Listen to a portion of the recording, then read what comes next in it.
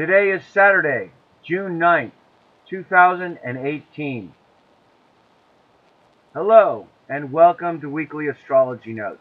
The week of June 10th through the 17th, 2018. Well, highlights for this week. Well, we start the week on Sunday with the placid moon in Taurus, and the steadfast energy continues through Monday with some positive aspects. On Tuesday, the moon in Gemini, and it's the day before the new moon, so we're mentally active, catching up on missed connections, attending to the details as we prepare for the coming new moon. And then on Wednesday, we've got Mercury sextile Uranus, brings a progressive outlook to our everyday transactions, thoughts, and communication. Mentally stimulating. And the new moon in Gemini marks the start of the new monthly growth cycle. And also, we're going to be having Mars conjunct the South Node on Wednesday. On Thursday, Venus square Uranus, a stimulating aspect that has us looking for something different, exciting, out of the ordinary, could bring some needed changes to relationships. On Friday, Mercury opposition Saturn brings up doubts, concerned about stability in your life, material issues, career and reputation. Time to double-check your opinions, find and correct errors in your thinking. Brings strong but narrow mental focus. Could bring confrontations with authority figures as we are forced to account for the things we have said in the past. Probably a tough day in politics as well. And then on the coming weekend, Saturday and Sunday, moon in Leo, time for recreation and romance. Plan some fun activities for the upcoming weekend. We've got good aspects on Father's Day. And for gardeners, Thursday and Friday of this week, we've got the moon in Cancer during the first quarter, or the first week after the new moon. And that brings 2 excellent days for planting. So if you missed those days last month, you've got another chance coming up this week. And just the aspects this week, as I'm already looking ahead to next week and the summer solstice. And we'll be having a lot of aspects around the 21st, which should make for an eventful day. And I have some thoughts to share about Niburu this week. I'm sure most of you have probably heard of it. There's probably more disinformation than truth, but I have some thoughts to share with everyone. It's something a bit out of the ordinary for me, and that'll be at the end. Okay, so let's get started with Sunday, June the 10th. In the morning, we've got Moon trine Saturn in Earth signs, attending to duty and responsibility. Good time for working in the garden. Get in touch with the Earth energy. And a little later in the morning, the Moon square Mars. This one makes us impatient and impulsive. You need to apply the energy to something productive to put you in the right state of mind. It could bring up some conflicts as well. And then later in the evening, we've got the moon opposition Jupiter. And that one will give you a big appetite, as well as lots of sexual energy, as Jupiter's in Scorpio. The emotions expand whenever the moon comes in contact with Jupiter. And we feel the needs to merge with a group, and you're not always sure how to do so when the emotions overflow too much. And that's why we kind of get with a big appetite and extravagant behavior, although it's a good aspect for teaching and for helping others. Okay, moving along to Monday, June the 11th. We start just after midnight with the moon sextile Neptune, feeling very sensitive and sensual, more psychic and intuitive. And then in the early morning, the moon trine Pluto, very productive, opportunities for material success. Kind of feel a strong burst of energy with that one, as well as able to make a change for the better and help others as well. Feel more secure as we're more in control of our possessions and understand how to utilize them well. You might want to take advantage of the situation. Okay, and then in the evening, we've got the moon sextile Venus. Always very pleasant and harmonious, especially in these signs that complement one another. It's a good time for social gatherings and romance. And then a void, of course, begins and continues until the moon enters Gemini. And by the way, I should mention, We're not having any of those long moon void of courses this week as we have for the last couple of weeks. So on Monday evening, the moon enters Gemini. We're catching up on missed connections for the next couple of days. More mentally active and talkative. Prefer to talk about your feelings rather than keep them pent up. As well, you can do two things at once. It's a good time to make speeches as folks are more rational and willing to listen. Moving along to Tuesday, the 12th. Mercury enters Cancer in the afternoon, and it'll be there until the 28th. We're more sensitive, I think, when the Mercury's in Cancer. Writing and communication take on the qualities of Cancer, so we're more sensitive, emotional, colored by our emotions, as well as loyal, especially to family and our past, concerned with family and community. Very receptive to what others are feeling as well, more aware of the emotional consequences of what you say, and therefore more considerate. Business matters are more conservative, concerned about long-term stability, less likely to take risks or spend on luxury items. Mercury in Cancer likes to have lots of books in the home, something mentally stimulating in the home environment. Politics is more conservative as well. People have something to say, and it's very important, not frivolous. So they really speak with their heart. Inhibited, though, hard to make up your mind as emotions sometimes interfere with decisions.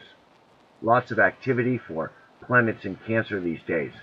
The big aspects for Mercury in Cancer is going to be Mercury opposition Saturn coming this Friday.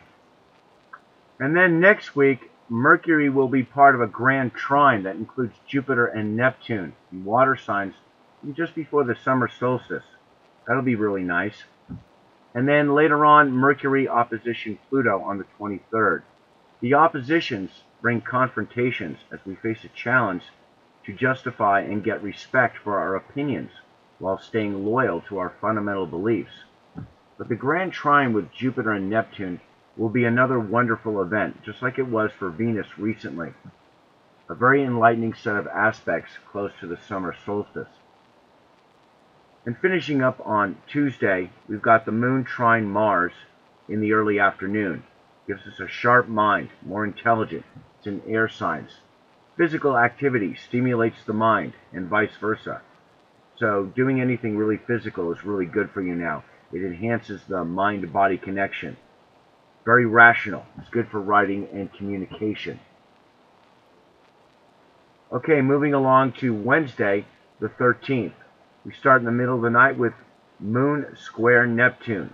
Emotions very active, concerned with hidden or underlying motivations, trying to bring them into conscious awareness, but we're easily deluded. And then early in the day on Wednesday, we come to the first planetary aspect of this week, Mercury sextile Uranus. And that'll be 1 degree of Cancer to 1 degree of Taurus. In astrology, we like to say Uranus is the higher vibration of Mercury. So at this aspect, mental brilliance, bright ideas, we're open to new concepts, new ways of solving old problems, abstract thinking. You can connect the dots and formulate an idea. You may want to write down all of your good ideas today and then go over them tomorrow to see if any of them are viable. It brings a progressive outlook to our everyday transactions, thoughts, and communications. We feel free to express our opinions, more accepting of other people's opinions as well. Generally, a desire to exchange ideas. We're more in tune with the group or collective, able to sense trends.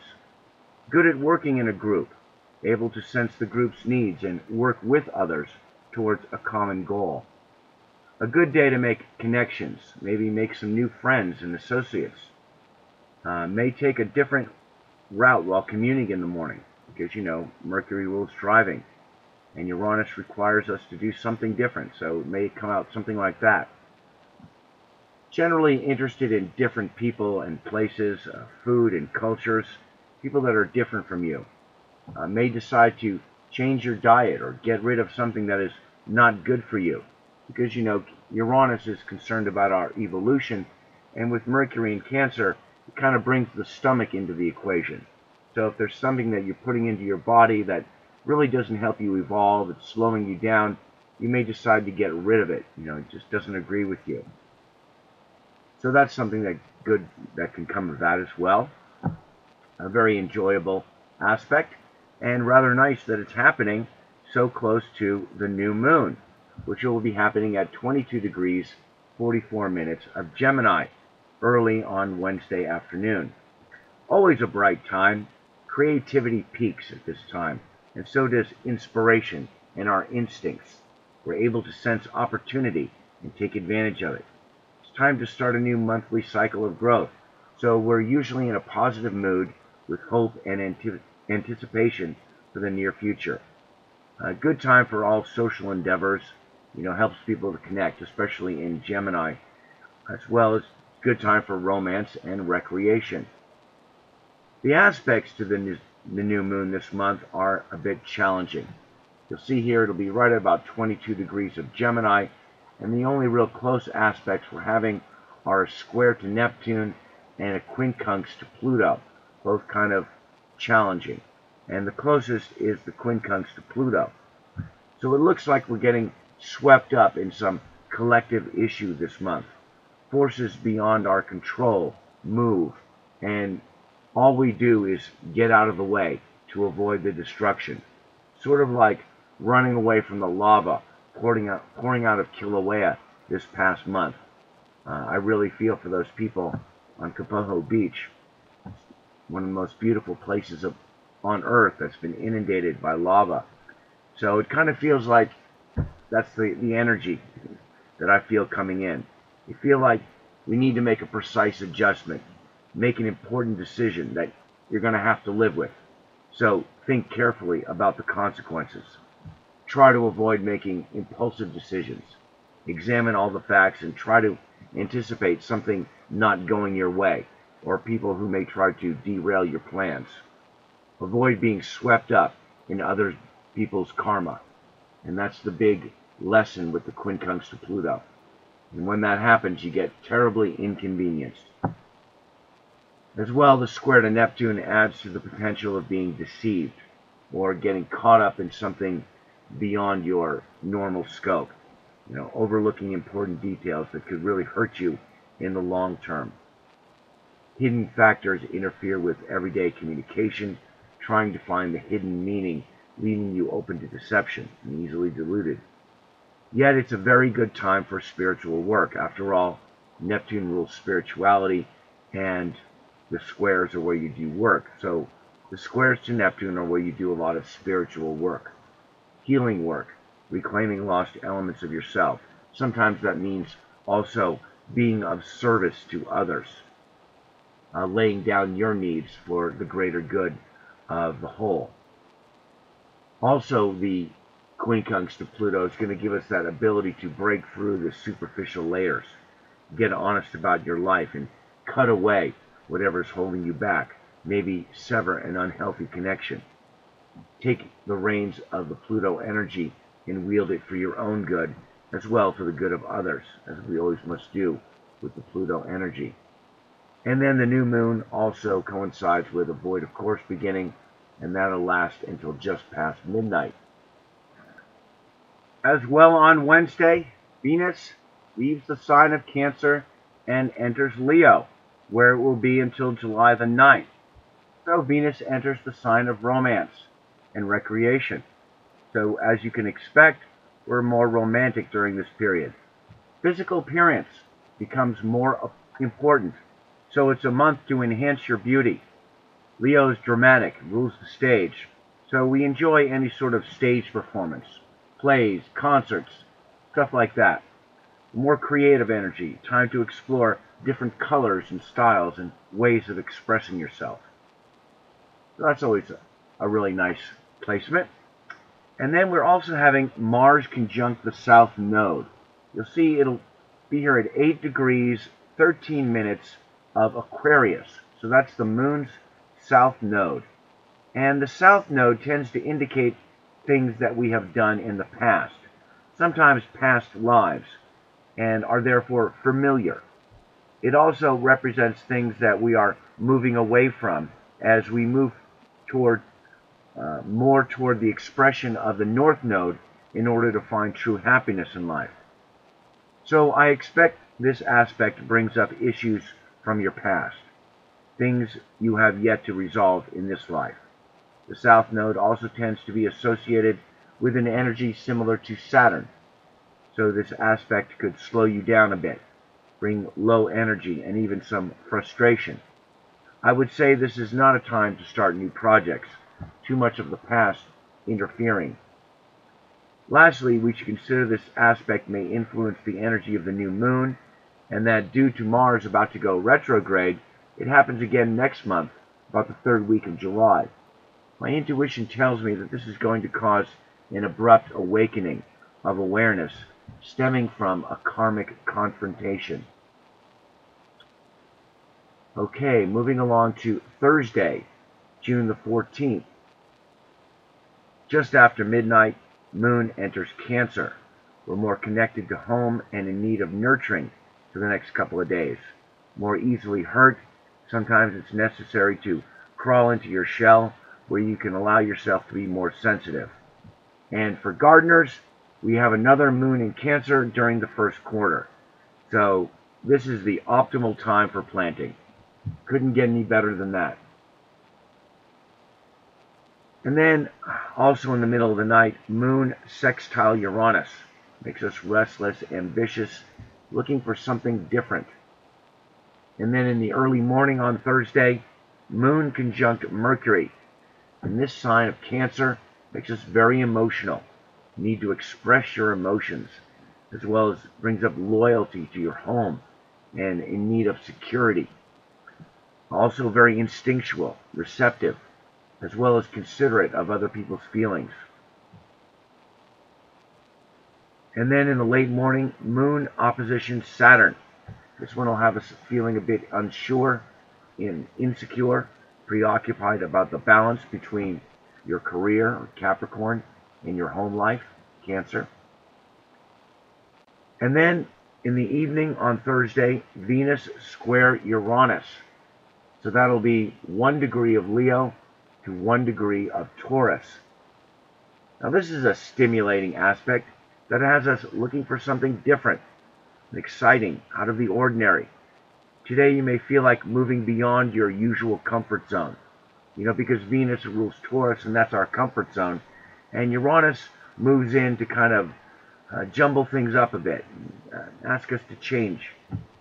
So you might kind of want to move beyond that, beyond your usual comfort, attracted to the unusual, people or experiences. Uranus is ready to move on to something new, so you may feel impatient with those who are holding you back, looking for ways to express your unique or Uranian qualities.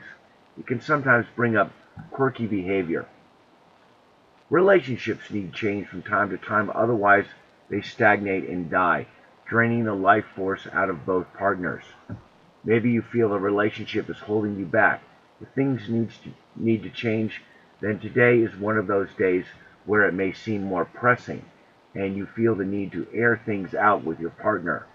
Uranus loves to bring things out into the open and hates secrets. But if you're stuck in a pattern in life that you can't seem to break out of, something that prevents you from expressing your unique qualities, then this aspect really helps overcome that blockage. So you may feel a bit restless, just fed up with the usual in life. Venus and Taurus associated with personal values and possessions like money. And Leo is creativity, so you may be more concerned about having enough money for your creative projects in life. And Venus square Taurus, the sign it rules, may get you to reevaluate some of your personal values. Reconsider whether or not your possessions reflect who you are as an individual. I've noticed that when a planet squares its native sign, it enables you to take a step back and get a more objective view of yourself. So let yourself be led into something a bit more stimulating today, something out of the ordinary. You may be pleasantly surprised. And then finishing up on Thursday, late in the evening, Moon trine Jupiter. Emotions expand, feeling generous, able to share your intimate feelings with others. That's the Cancer to Scorpio trine. Always very helpful in letting you share your feelings. Moving along to Friday, the 15th, we start in the middle of the night with Moon trine Neptune, feeling very sensitive, unconditional love and compassion towards others, able to connect to higher self or even spirit guides and receive valuable insight. You know, Cancer and the Moon are what you're emotionally comfortable with. And Neptune is the non-material plane of existence. So at this Moon in Cancer trining Neptune in Pisces, you're very emotionally comfortable with the immaterial or non-physical plane of existence.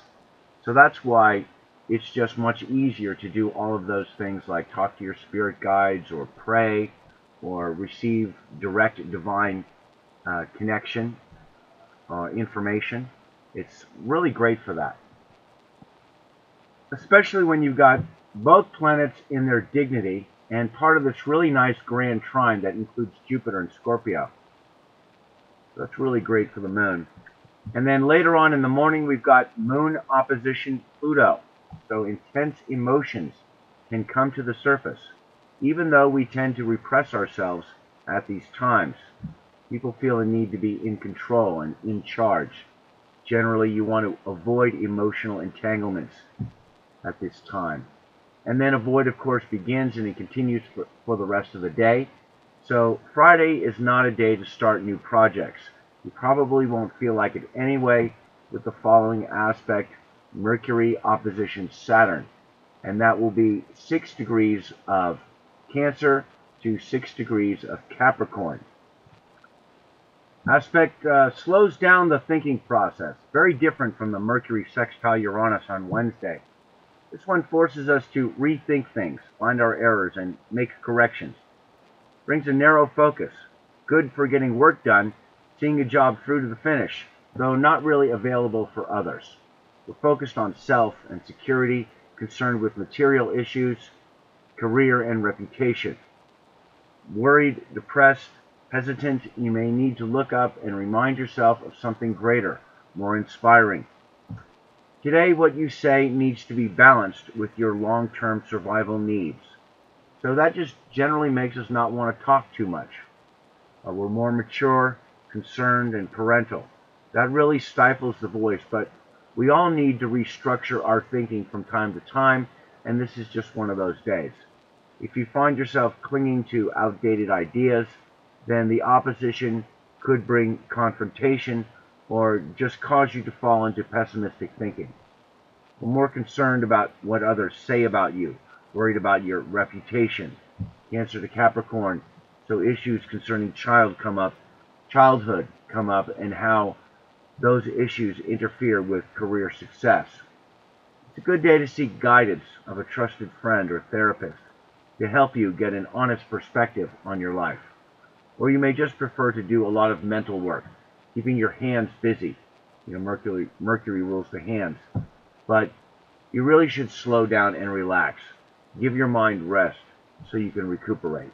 And that's also really helpful. Recuperation also helps to restructure the mind and do that healing work as well. Sometimes just relaxing is the most productive thing you can do for your mind. Okay, so Saturday, the 16th, just after midnight, Moon enters Leo. So we're more playful and in need of recreation for the next couple of days. More dramatic. Good time for relationships and good time to spend with your children. It sets the tone for some fun weekend activities. So we've got the Moon conjunct Venus early in the morning on Saturday. Always a placid aspect. In Leo, we feel like being attended to. Or maybe like going to a show or just being entertained in some way. And then in the afternoon, the Moon opposition Mars.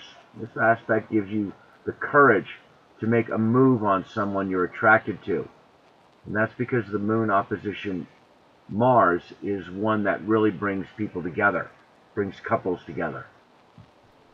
And the reason why is because it brings existing tension to the surface. Now that can be good, or sometimes that can be bad. Folks are more impulsive and aggressive. It could bring confrontations. Sometimes Mars needs to be reminded of the rights of others, so be mindful of that.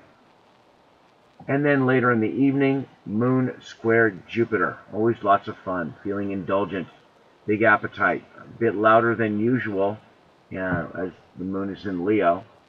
You may want to take the stage. Also, it brings poor financial judgment. Okay, moving along to Sunday, which is going to be Father's Day, the 17th. And we've got just one aspect, and it's a good one. Moon sextile Sun. And that'll be happening in the evening. Creativity runs high. Inhibitions subside. Folks are talkative and easygoing. A nice aspect for Father's Day. You know, it's always a great time when the Moon sextiles the Sun. Our problems just seem to fall away for a time. And then a void, of course, begins and it continues until past midnight. And that's all for this week's aspects.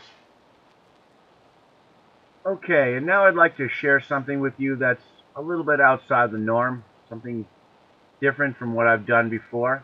I want to talk about Niburu, or Niburu. I'm not sure exactly how it's pronounced, but I have some interesting news about that. You know, after careful review of the evidence that I have found here and on other YouTube channels, I'm now convinced that there is a part of our solar system that is very big and yet entirely outside of our awareness, or I should say mainstream awareness. But there is an awful lot of awareness about it in esoteric literature and in mythology as well. I believe there is a second or binary planetary system, something like what we see here in this photo, or maybe in this other one here, an entirely other system that interacts with our solar system. I think the center of it is a brown dwarf, which is called either Niburu or Nemesis, depending on which source you follow. I think it's called Nemesis, and it has several planets around it, and one of those, the largest of those, is called Niburu, which is the more popular name, and for which there is just so much disinformation. It's really hard to get the truth on this, the simple, mundane facts of what we're talking about. But the system, as you can see like here in this photo, is on a highly elliptical orb around the Sun, and it only comes close to the Sun once during its approximate 3,000 plus year orbit around the Sun. Okay, so this is like the Niburu return that we're going through these days as it comes close to the Sun. And every time it passes close to the Sun, as you can imagine, it has major planetary upheaval. It causes a lot of things like earthquakes and tsunamis and volcanoes. And the last time it came around, it was about 1500 BCE, and the island of Santorini in the Mediterranean erupted, destroying the advanced culture that lived there and devastated the eastern Mediterranean. And this time around, already, it's causing lots of volcanic activity, such as we're seeing in Hawaii and Guatemala, and in lots of other places around the world, particularly on the seabed. So I'll leave some links for you so you can do your own research, but I recommend checking out a channel called Universal News Media. They've got a lot of these videos that they've put up, and they're all pretty much the same idea. What they do is they take FAA weather cam footage, so this is coming from the government, and then they just add some contrast, and suddenly you can see, as I'm circling right here in this, it's a planet, okay? There's a planet out there, and they just add a little contrast to these FAA images, and we're starting to see the planets around this brown dwarf. So I suggest you check this out for yourself. It's really quite amazing. Personally, not only am I convinced this is true, but I also believe this system has had a tremendous psychological impact on humanity. And you may be feeling this as well. I think it is the cause of so much nervous tension, which comes from the inability to attune and get comfortable with the new vibrational frequencies that this planetary system is bringing. You just can't relax these days. And I believe that this is what is affecting us and planet Earth so much. And as well, it's what the Dark Cabal is trying to stop us from seeing. And they're using all sorts of tricks like chemtrails to mask the presence of this system. But it's here. You know, some folks may never accept this and refuse to wake up, but it may be impossible to hide from the public much longer, and the sooner you wake up to this, the better you'll be, the better your chances to take the necessary steps to prepare for the big changes to come. So I'm starting the discussion on this topic, and I'm hoping that some of my viewers will let me know what they think about it, and possibly if anyone can give me an indication as to when it comes closest to Earth. My intuition tells me humanity is being psychologically prepared for a major and powerful event. And it may just be people start seeing it for themselves, because I doubt the government is going to reveal anything. I mean, they've been keeping it a secret all this time. They'd have a lot to account for if it suddenly showed up. So there's a lot of competing voices for our attention, but really everyone needs to do their own research. And I have found this to be so very true about these topics. You really need to do your own research. I can only start you out and give you a little inspiration, but you really need to go in there and research the facts, look at the videos for yourself, and reach your own conclusions. Look beyond the superstitions and the doomsayers and focus on the mundane facts, the scientific facts that you can comprehend. You know, the tagline for my website that I have is preparing for the calm to come. Now, this is my website, calmsocalm.com, and my tagline is preparing for the calm to come. And basically, it's a direct contrast or kind of slap in the face to the doomsayers who think the Earth is going to go away. Because, you know, I know that this has happened many times in the past. Nemesis, Niburu has, you know, it comes around every 3,600 years or so, something like that. So obviously the Earth is still here, but at the same time, there's always great changes, great upheaval, as well as social upheaval that accompany the Nemesis Niburu return. So please share your thoughts in the comments section. I'd love to know what you think and what, if anything, you feel should be done to prepare. So I hope I've opened the doorway a little bit for some of you, and I strongly recommend you get out there and start doing some of your own research. Look beyond the superstitions and people who have tried to misdirect us, like Zachariah Sitchin and other people like that. They're just sort of gatekeepers, and you have to go beyond those people to get at the truth. Okay, so that's all for this week. My website's now up and running, and thank you to my subscribers and supporters that donate on a regular monthly basis through Patreon and PayPal. You'll find donation buttons in the lower right-hand corner of the flower image on my channel homepage.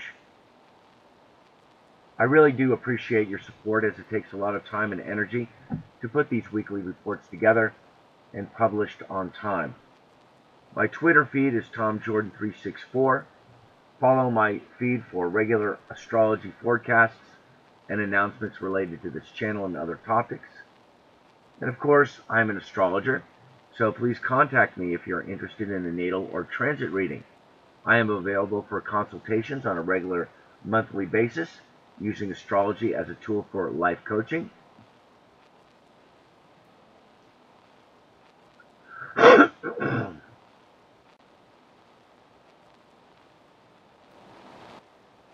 Okay, here's just a few more images I wanted to run by you. Here's one that shows it going through the solar system, and I'm really curious to know when it's going to come close to Earth. My intuition tells me not too long from now. And here's another one showing one of the planets in the Niburu system. That one's pretty interesting. And here's another one showing a sunset with two suns. And here's another one of some fighter pilots, and you can see our sun, and then next to it a much smaller one. And that's the brown dwarf Niburu. So this is getting kind of interesting, all of this information coming out about this. So that's all for this week. Some things to think about. My website is now up and running under the name TomSoCalm.com. So thank you to my subscribers and supporters that donate on a regular monthly basis through Patreon and PayPal. You'll find donations for those in the lower right-hand corner of the flower image on my channel homepage right here. And I really do appreciate your support. It does take a lot of time and energy to put these weekly reports together and published on time. And you can follow me on Twitter, TomJordan364. Follow me for regular astrology forecasts and announcements related to this channel and other topics of interest. I want to get a little bit more into this stuff about Niburu, and I'll probably start posting stuff about that as well. So please contact me, by the way, because I am an astrologer. If you're interested in a natal or transit reading, I'm available for consultations as well on a regular monthly basis. I use astrology as a tool for life coaching. In addition, I'm a Reiki master, and if you're interested in a long-distance Reiki healing or a psychic reading, please contact me at mobilestar7@yahoo.com or my weblog, where I post the transcripts for these weekly videos. The links are in the description, as well as links for that other stuff regarding all this stuff related to Niburu. So that's all this week for Weekly Astrology Notes. Once again, thanks for viewing, liking, and sharing my video. Please subscribe if you haven't already. Many blessings, and have a great day.